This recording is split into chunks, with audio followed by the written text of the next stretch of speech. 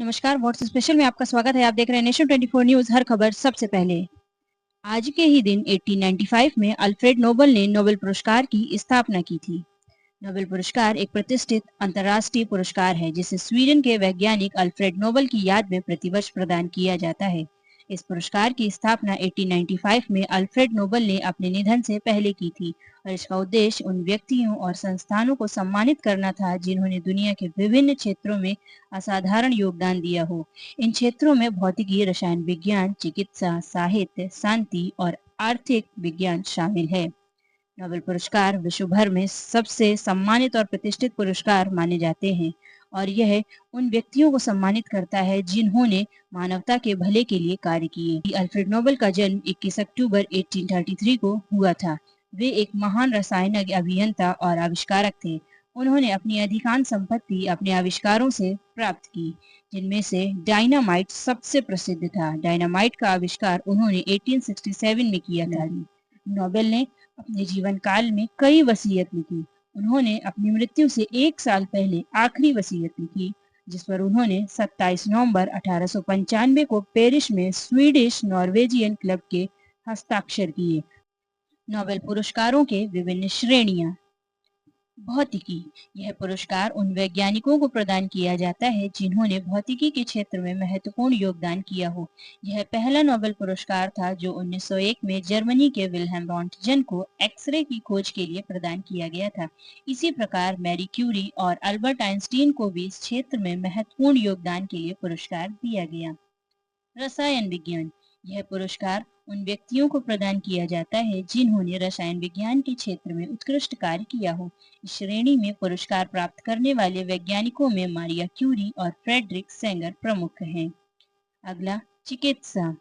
यह पुरस्कार उन वैज्ञानिकों को दिया जाता है जिन्होंने जीव विज्ञान और चिकित्सा और जीवन के वैज्ञानिक अध्ययन में महत्वपूर्ण योगदान दिया हो। इस क्षेत्र में प्रसिद्ध पुरस्कार प्राप्तकर्ताओं में अलेक्जेंडर फ्लेमिंग, जिन्हें पेनिसिलिन के आविष्कार के लिए पुरस्कार मिला, और कैरोल ग्रेडी शामिल हैं। अगला है साहित्य। यह पुरस्कार उन लेखकों को दिया जाता है जिन्होंने साहित्य के क्षेत्र में महत्वपूर्ण योगदान किया हो। इसमें उपन्यासकार, कवि, निबंधकार और नाटककार शामिल हैं। नोबेल साहित्य पुरस्कार प्राप्त करने वाले कुछ प्रमुख लेखक हैं, जैसे कि रविन्द्रनाथ ठाकुर, हरमन हेसेस और अर्नेस्ट हेमिंग्वे। शांति, यह पुरस्कार उस व्यक्ति या संगठन को दिया जाता है जिसने शांति स्थापित करने में महत्वपूर्ण योगदान दिया हो। 1901 में शांति का पहला नोबेल पुरस्कार फ्रांस के फ्रेडरिक पेसी और स्विट्जरलैंड के जीन हेनरी को मिला था। अंत में आर्थिक विज्ञान, इसे 1968 में स्वीडिश नेशनल बैंक द्वारा स्थापित किया गया। यह पुरस्कार पहले नोबेल पुरस्कारों के समकक्ष नहीं था, लेकिन आज यह नोबेल पुरस्कारों का एक महत्वपूर्ण हिस्सा बन चुका है। यह पुरस्कार अर्थशास्त्र में उल्लेखनीय योगदान के लिए दिया जाता है। इस श्रेणी में पुरस्कार पाने वालों में मिल्टन फ्रीडमैन और अमर्त्य सेन शामिल हैं।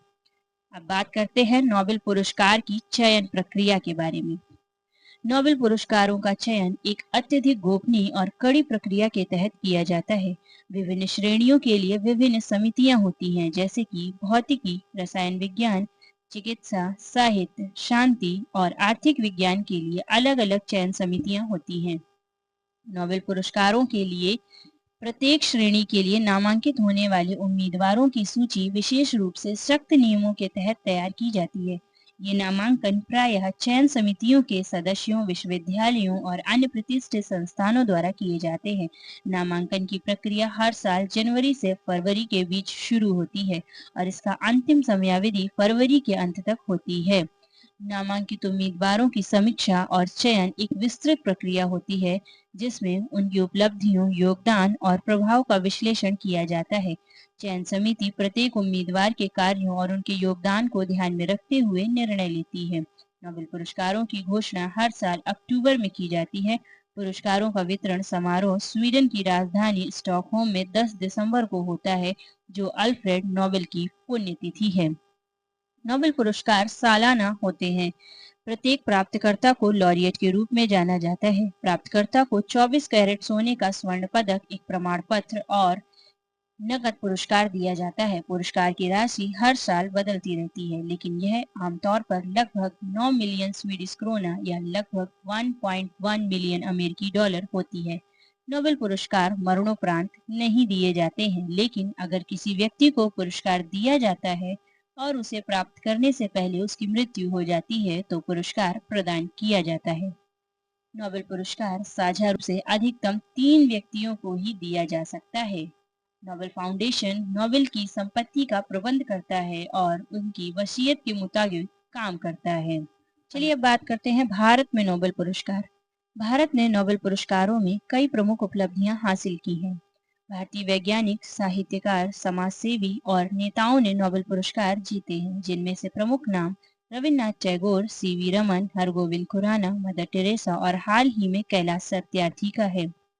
रविन्द्रनाथ टैगोर ने 1913 में साहित्य के क्षेत्र में अपनी काव्य संग्रह गीतांजलि में यह पुरस्कार प्राप्त किया था।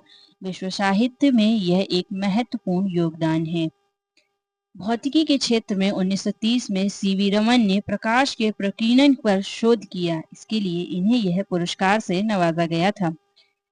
चिकित्सा में हरगोविंद खुराना ने 1968 में रासायनिक संरचना में डीएनए के काम पर उनके योगदान के लिए उन्हें इस सम्मान से सम्मानित किया गया था।